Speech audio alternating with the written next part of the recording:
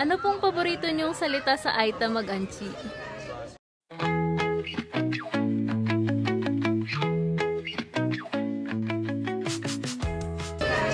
Malaking halamat. Sa Tagalog po, maraming salamat. Sa Kapampangan, bakal pong salamat.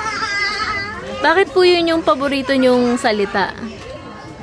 Kasi po ang turo po sa akin ng mga ng tatay at nanay ko, kahit sa malilit na bagay daw, dapat mo siyang ipagpasalamat.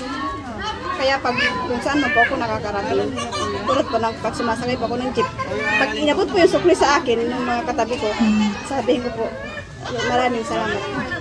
Ganun po.